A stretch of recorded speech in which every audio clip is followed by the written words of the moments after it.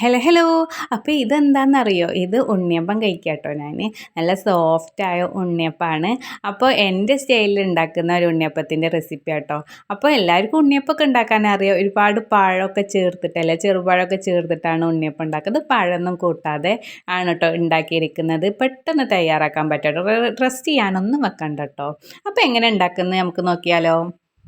ആദ്യം ഒരു ആവശ്യത്തിന് നമുക്ക് മധുരം എത്ര അരി എടുക്കുന്നതിന് ആവശ്യത്തിന് മധുരം ശർക്കര എടുത്തിട്ട് അതിൽ കുറച്ച് വെള്ളം ഒഴിച്ചിട്ട് നമുക്ക് ശർക്കരപ്പാനി ഉണ്ടാക്കാം കേട്ടോ. പിന്നെ ഇത് 2 നാഴി അരിയാണ് കേട്ടോ. അപ്പോൾ പച്ചരി നല്ല കുതിർത്താൻ വെച്ചിട്ട് നല്ല കഴുകിയിട്ടാണ് കേട്ടോ. അപ്പോൾ ഞാനത് മിക്സിയിൽ ജാറിലോട്ട് ഇട്ട് കൊടുക്കുകയാണ് കേട്ടോ. നന്നായി കഴുകിയതിന് ശേഷമാണ് കേട്ടോ ഇട്ട് കൊടുക്കുന്നത്.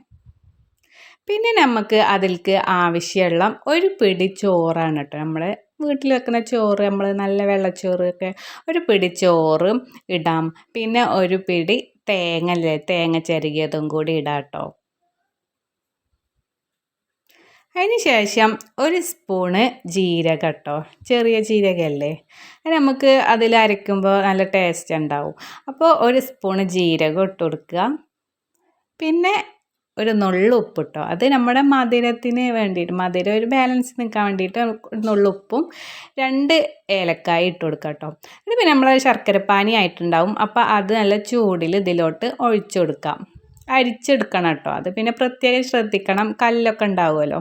അപ്പോൾ നമ്മൾ അത് അരിച്ചെടുത്തിട്ട് അടച്ചിട്ട് അരച്ചെടുക്കാം കേട്ടോ. നന്നായിട്ട് നല്ല അരയൊന്നും വേണ്ട, നമുക്കിങ്ങനെ ഒരു തരി ഉണ്ടായിരിക്കണം.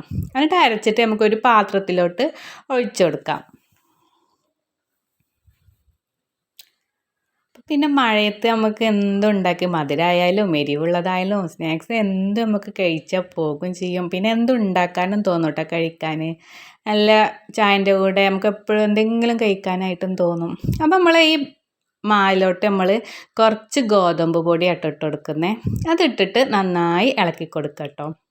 അതിന് ശേഷം തേങ്ങ ഇങ്ങനെ കൊത്തായിട്ട് എടുത്തിട്ട് ചെറിയതായിട്ട് പീസാക്കി ഇട്ട് കൊടുക്കുക കേട്ടോ. പീസായിട്ട് നമ്മൾ എണ്ണയിൽ മൂപ്പിച്ചിട്ട് ഈ മാവിലോട്ട് ഇട്ട് കൊടുക്കാനാണ്.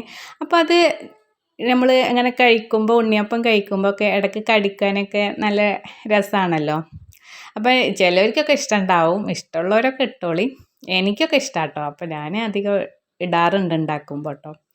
എന്നിട്ട് നെയ്യോ എണ്ണയോ എന്തോ വെച്ചിട്ട് അത് വെച്ചിട്ട് അതിലോട്ട് ഈ തേങ്ങാക്കൊത്ത് ഇട്ടിട്ട് നന്നായി മൂപ്പിച്ചെടുക്കുമ്പോൾ നല്ല സ്മെല്ലൊക്കെ വരുമല്ലോ. ഭയങ്കര തേങ്ങ പിന്നെ നമ്മൾ വറുക്കുമ്പോഴും നല്ല സ്മെല്ലല്ലേ.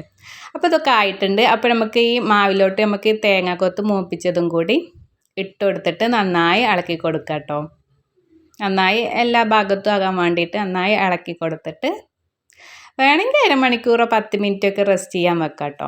ഞാനങ്ങനെ വെച്ചിട്ടൊന്നുമില്ല, നമുക്ക് പെട്ടെന്നൊക്കെ തയ്യാറാക്കാൻ പറ്റുന്ന സംഭവമാണ്. അരി കുറച്ച് മുന്നേ കുതിരാൻ വെക്കണം എന്നേ ഉള്ളൂ. ബാക്കി കാര്യങ്ങളൊക്കെ പെട്ടെന്ന് തയ്യാറാക്കിയിട്ട് നമുക്ക് അപ്പം ഉണ്ടാക്കാൻ പറ്റുന്ന സംഭവമാണ് ഇത്.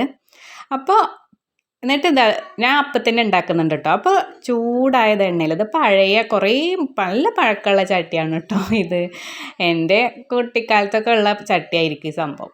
അപ്പോൾ നല്ല അടുപ്പത്താണ് കേട്ടോ വെക്കുന്നത്. അപ്പോൾ നല്ല ചൂടായ എണ്ണയിൽ ഞാനൊരു ഗ്ലാസ്സിൽ എടുത്തിട്ടാട്ടോ ഒഴിക്കുന്നത്. നമ്മളിങ്ങനെ കയ്യിലായിരിക്കുമ്പോൾ ഓരോന്നായി ഒഴിക്കുമ്പോൾ അതിങ്ങനെ ഇതാവുമല്ലോ. അപ്പോൾ ഒരു ഗ്ലാസ്സിൽ എടുത്ത് ഒഴിച്ചാൽ മതി കേട്ടോ. അത് നല്ലൊരു ടെക്നിക്കാണ്. അപ്പോൾ അത് നമ്മുടെ ഉണ്ണിയപ്പൊക്കെ റെഡിയായി കഴിഞ്ഞിട്ടുണ്ട് കേട്ടോ. ലാസ്റ്റിലെ ഉണ്ണിയപ്പാണ്. അപ്പോൾ നിങ്ങളൊക്കെ പറ്റുന്നവർ ഇതുപോലെ ഒന്ന് ട്രൈ ചെയ്ത് നോക്ക് കേട്ടോ. അപ്പോൾ ഓക്കെ കേട്ടോ. അപ്പോൾ എല്ലാവർക്കും ഇഷ്ടപ്പെട്ടാൽ ലൈക്ക് ചെയ്യുക, ഷെയർ ചെയ്യുക, സബ്സ്ക്രൈബ് ചെയ്യുക. അപ്പോൾ വീണ്ടും കാണാം. Okay, by.